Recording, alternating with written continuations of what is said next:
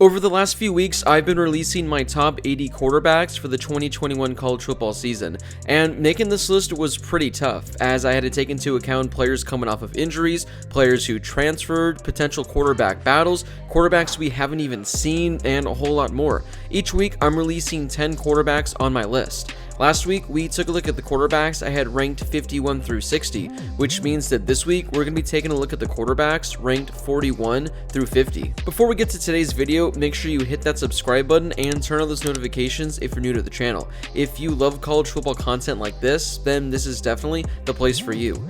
Kicking off our list today at number 50 is Georgia Tech quarterback Jeff Sims. As a freshman in 2020, he threw for nearly 2,000 yards with 13 passing touchdowns in 10 games. He also had 500 yards on the ground with 6 rushing touchdowns, leading the entire team in both categories. Had it not been for his interception problem, Sims' season could have been a whole lot better. He threw 13 interceptions, ending a number of solid Georgia Tech drives. Still, he showed flashes of being a really promising quarterback for the Yellow Jackets. He had a touchdown pass in 8 of the 10 games and threw for at least 240 yards in 4 of them. He also rushed for at least 65 yards in half of his games and had a rushing touchdown in 6 of them. Like I said earlier, if he can get those turnovers down, he's easily going to be a guy who can probably throw for at least 2,000 yards and rush for 1,000 yards next season. Coming up next at number 49 is a guy who we don't really have a big sample size on, Texas A&M quarterback Haynes King. To get things started, there's no guarantee that he's going to be the starting quarterback entering the season, but I think he's going to be the one that wins the job. He was the backup quarterback to Kellen Mond last year and appeared in only 2 games. Back in 2019, he was a 4-star quarterback coming out of high school and was a consensus top 10 to 15 quarterback in the nation. During his 3 years as the starting quarterback in high school, he threw for 7,500 yards with 82 passing touchdowns with 1,500 yards on the ground and 20 rushing touchdowns. Again, I know we haven't really seen much of him, but the potential is definitely there, and I think there's a strong chance he can end up having a better career than Kellen Mond did. Speaking of quarterback battles, here's another quarterback at 48 who is going to be battling for the job, Texas quarterback Casey Thompson. Again, for the sake of this video, I'm going to be giving him the edge to win the starting job for the Longhorns.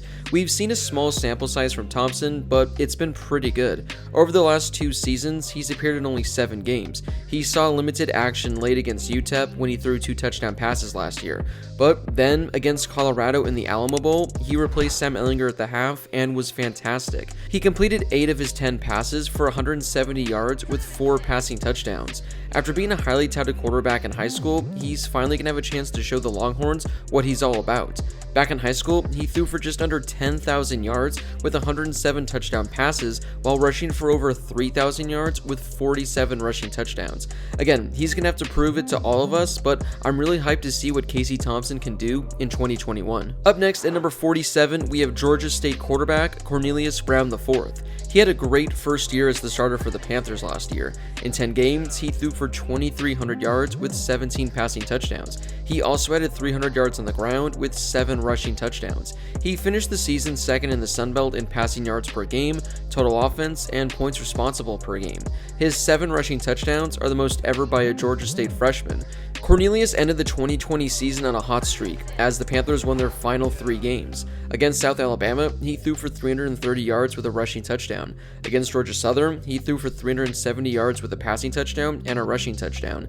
Then, against Western Kentucky to close out the season, he threw for 250 yards with 3 passing touchdowns. If he can build off his strong finish to the 2020 season, expect a breakout season from Cornelius Brown. Up next at number 46, we have SMU quarterback Tanner Mordecai. After 3 years of being the backup quarterback in Oklahoma, he's finally going to have a chance to show what he's got at SMU.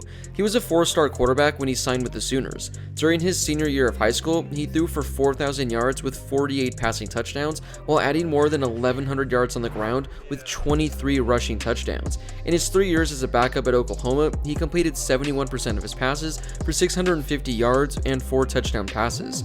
He's going to head to SMU, where Shane Buechele saw major success over the last few years.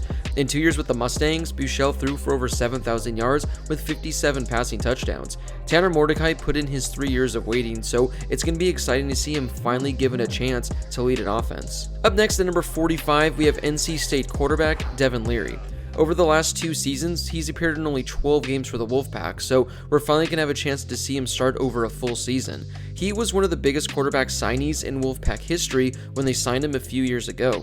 He was the New Jersey Gatorade Player of the Year as a junior and a senior in high school, and finished his high school career as the state of New Jersey's all-time leader in passing yards and passing touchdowns. In only 4 games last season, he threw for 900 yards with 8 passing touchdowns. His best performance came on the road at Pittsburgh when he led NC State to a win. He threw for 350 yards with 4 passing touchdowns. He picked up another victory on the road a week later by throwing for 200 yards with 2 touchdowns on the road at Virginia. NC State has had some really good quarterbacks over the last few decades, and there's a strong possibility that DevinLeary can be the next great one. Coming in at number 44, we have Fresno State quarterback Jake Haener. After spending 2018 with the Huskies, he transferred to Fresno State and had a really good campaign in 2020.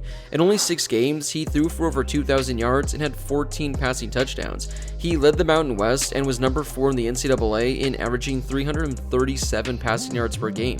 He was number 6 in the NCAA with 25 completions per game, was number 16 in the FBS in yards per pass attempt, and he was number 20 in points responsible for per game. Again, it was only a 6-game sample size, but he was really putting up some great numbers for Fresno State in just his first year. He was one of 4 players in Fresno State history to have multiple 400-yard passing games in one season. He was also one of 8 players in Mountain West history to have consecutive 400-yard passing games. In a win at Utah State, he threw for 420 yards with 4 passing touchdowns. Then, in a loss on the road at Nevada, he threw for 485 yards with 2 touchdown passes.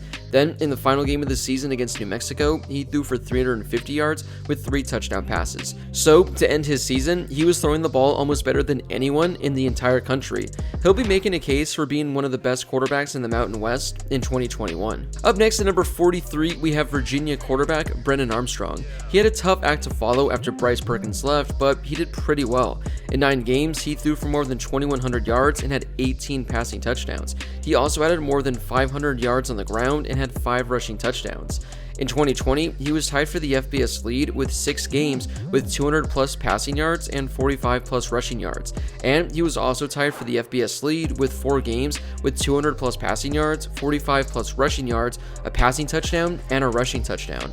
Armstrong was number 3 in the ACC and number 18 in the nation in just under 300 yards of total offense per game. Over his final 4 games, he led Virginia to a 4-1 record and averaged 270 yards passing per game with 17 total touchdowns.